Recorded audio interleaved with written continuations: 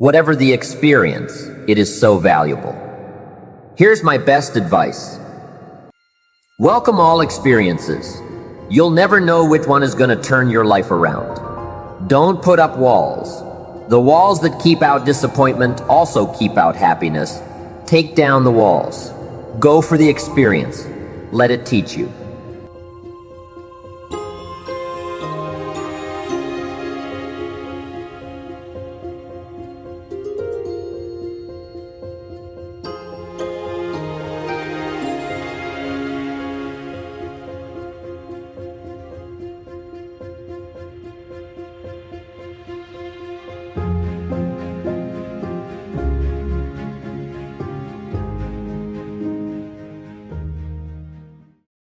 Pessimism, the deadly disease of always looking on the bad side, the problem side, the difficult side, checking all the reasons why it can't be done. The poor pessimist leads an ugly life. He doesn't try to figure out what's right. He tries to figure out what's wrong. He doesn't look for virtue. He looks for faults. And when he finds them, he's delighted. How ugly. This is the poor guy who looks through the window, doesn't see the sunset. He sees the specks on the window. And this is the poor guy, right, who rushes up, takes such leave of his senses. This guy rushes up and he says, I've got 5 good reasons why it won't work. He's so dumb he doesn't know all he needs 1. He's got 5. To the pessimist, the glass is always half empty. To the optimist, the glass is half full. Why would the same measure affect people 2 different ways? Answer, it all depends on how you look at it. Our lives are mostly affected by the way we think things are, not the way they are. The way we think they are affects us most. Poor thinking habits keeps most people poor. Not poor working habits. Most people work hard, but they don't think hard. And Shoaff taught me that the mind is like a factory, a mental factory. And whatever you think about all day long pours ingredients into this mental factory. And that's what builds the economic, social, financial fabric of your life. He quoted me a Bible phrase that says, as you think, so you become. There wouldn't be positive without negative. It's part of the life scenario. Ancient scripture says it best. There's a time to laugh and a time to cry. You've got to become so sophisticated and well-educated that you don't laugh when it's time to cry. You've also got to learn to cry well. How are you going to identify with others if you don't cry with them? The negative side is very important, so don't ignore it. You need to let it be a part of the scenario. In fact, you need to learn to master it. Negativity is not to be ignored. It's to be mastered. It makes us better than we are to wrestle with it. It makes us better than we are to acknowledge and fight tyranny that moves into vulnerable countries, ignorance that moves into your life, procrastination that robs you of your fortune, or poor health. That's the legacy of neglecting your health disciplines.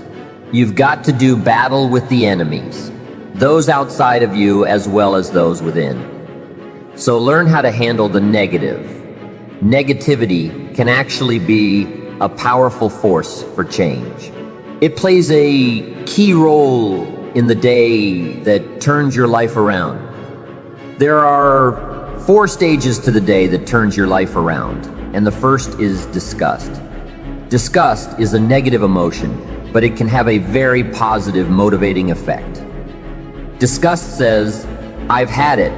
What an important day that could be. I met a beautiful, accomplished, extraordinary woman in New York. She was the vice president of a company I did some work for.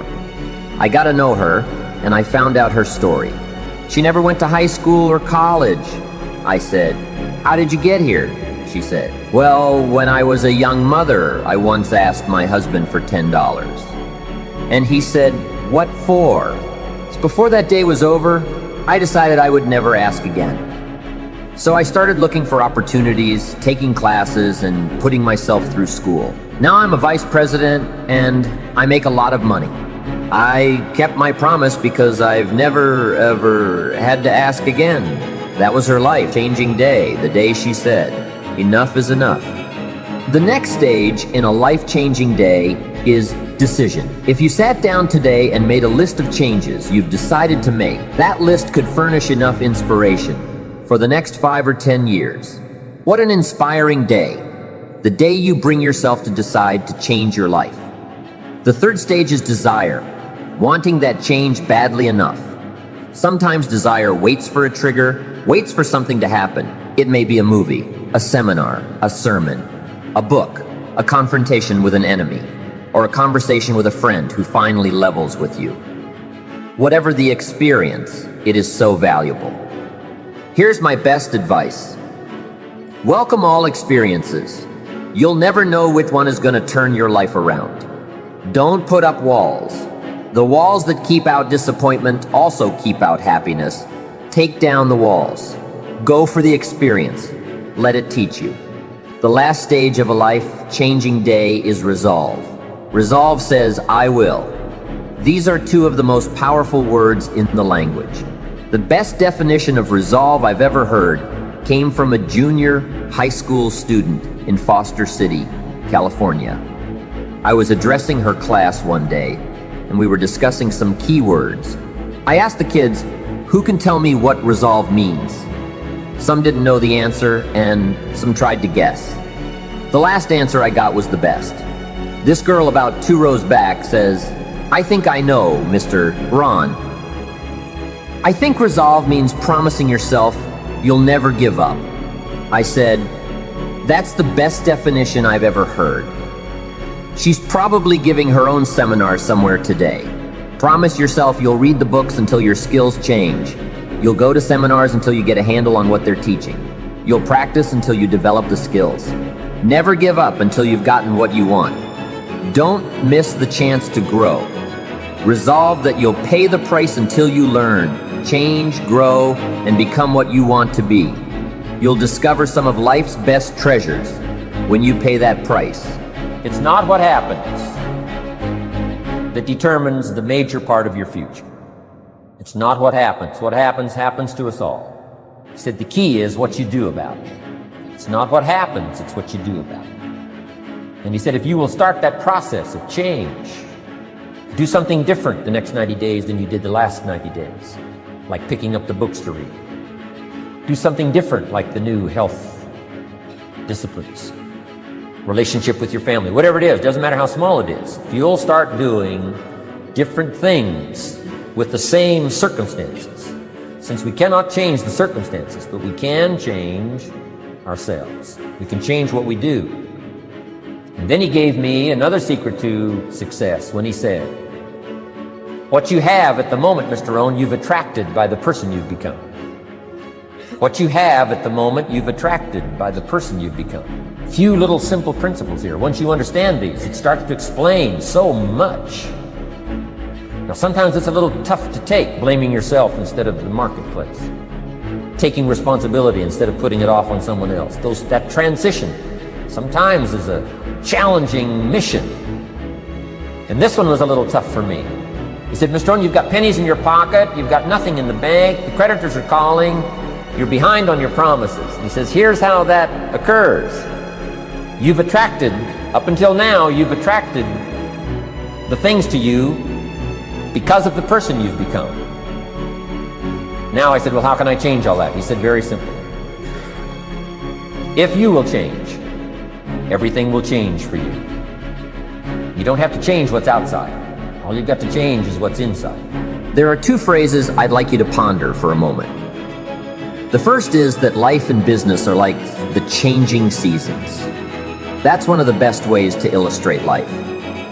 It's like the seasons that change. Here's the second phrase. You cannot change the seasons, but you can change yourself. Now, with those 2 key phrases in mind, let's turn to what I consider to be the 4 major lessons in life to learn. The first lesson is this. Learn how to handle the winters. They come regularly, right after autumn. Some are long, some are short, some are difficult, some are easy, but they always come right after autumn. That is never going to change. There are all kinds of winters. The winter when you can't figure it out. The winter when everything seems to go haywire. One writer called it the winter of discontent. There are economic winters, social winters, personal winters, when your heart is smashed into 1,000 pieces. Wintertime brings disappointment, and disappointment is common to all of us.